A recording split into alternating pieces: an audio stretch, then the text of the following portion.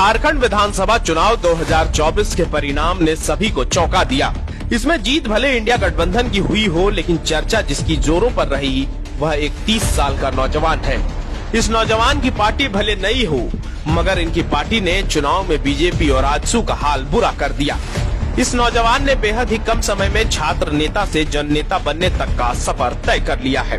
इसे सुनने के लिए गांव और कस्बों से लोग दूर दूर से आते हैं। यह युवा नेता जीप के बोनट पर खड़े होकर भाषण देते हैं, जिसमें वो अक्सर स्थानीय मुद्दों पर जोर देते नजर आते हैं। इस युवा नेता के प्रशंसक उन्हें टाइगर कहकर पुकारते हैं।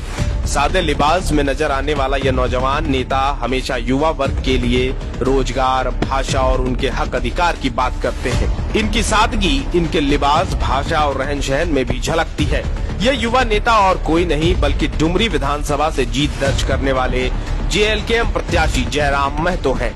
जयराम ने झारखंड की राजनीति में नए नेता के तौर पर डेब्यू किया है। वह छात्र आंदोलनकारी रहे हैं। साथ ही उन्होंने लोकसभा में भी अपनी किस्मत आजमाई थी, लेकिन उस वक्त वो 3 लाख से ज्यादा वोट के साथ तीसरे स्थान पर रहे थे। हालांकि हाल में हुए झारखंड विधानसभा चुनाव में उनकी पार्टी का प्रदर्शन काफी सराहनीय रहा। इस चुनाव में उनकी पार्टी जेएलकेएम ने बीजेपी के नेतृत्व वाले एनडीए गठबंधन को काफी नुकसान पहुंचाया।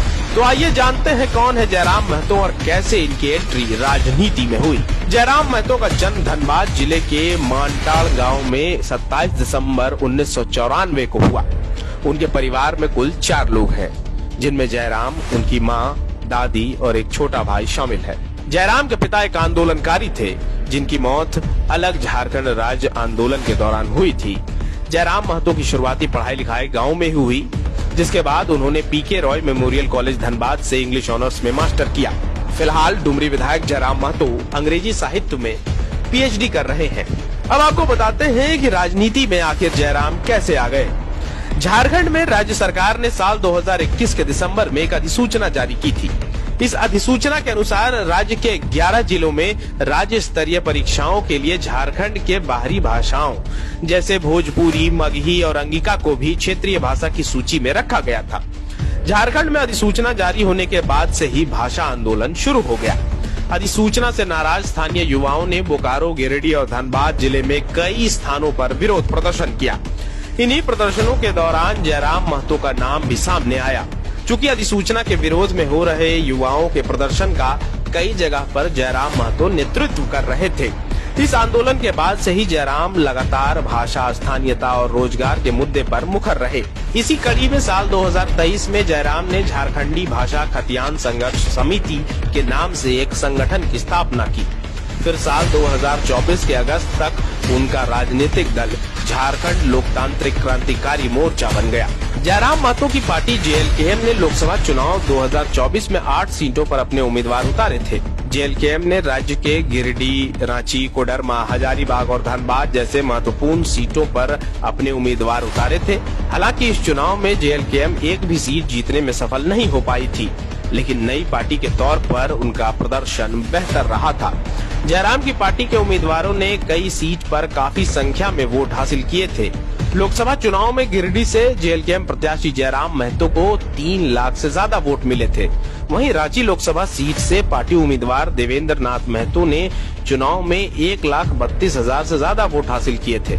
जेएलकेएम पार्टी ने विधानसभा चुनाव में केवल 1 सीट पर जीत हासिल की, लेकिन इस पार्टी ने एनडीए गठबंधन को काफी नुकसान पहुंचाया। जयराम की पार्टी का प्रभाव इस बात से आंका जा सकता है कि झारखंड विधानसभा चुनाव में हॉट सीट माने जाने वाले सिल्ली और चंदनक्यारी विधानसभा क्षेत्र के परिणाम में जेएलकेएम उम्मीदवारों की अहम भूमिका रही। सिल्ली में जहां जेएमएम के अमित महतो ने आजसू सुप्रीमो सुदेश महतो को हराते हुए जीत हासिल की, वहीं इस सीट से जेएलकेएम उम्मीदवार देवेंद्र नाथ महतो तीसरे स्थान पर रहे।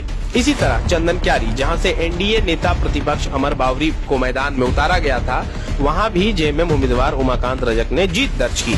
लेकिन इस सीट पर भी चर्चा का विषय रहा जेएलकेएम प्रत्याशी अर्जुन रजवार, जो नेता प्रतिपक्ष अमर बावरी को पछाड़ते हुए दूसरे स्थान पर काबिज हुआ। इसी तरह विधानसभा चुनाव में कई ऐसी सीटें रहीं जिसमें जेएलकेएम प्रत्याशी बेहतर प्रदर्शन करते हुए दूसरे और तीसरे स्थान पर रहे। हालांकि चुनाव में जेएलकेएम पार्टी ने केवल 1 सीट डुमरी पर विजय प्राप्त की। डुमरी सीट पर जयराम महतो ने एनडीए की यशोदा देवी और जेएमएम की बेबी देवी को शिकस्त देते हुए जीत हासिल की। जयराम महतो कुर्मी महतो समुदाय से आते हैं। आजसू पार्टी के मुखिया सुदेश महतो भी कुर्मी नेता ही हैं। ये समुदाय बिहार और उत्तर प्रदेश के कुर्मी समुदाय से अलग है। मीडिया रिपोर्ट से मिली जानकारी के अनुसार राज्य की 15% के आसपास आबादी कुर्मी समुदाय की है। यही कारण है कि 26% आदिवासी समुदाय के बाद कुर्मी समुदाय को राज्य में सबसे बड़ा समूह माना जाता है। इस कारण चुनाव में भी ये समुदाय महत्वपूर्ण भूमिका निभाते हैं।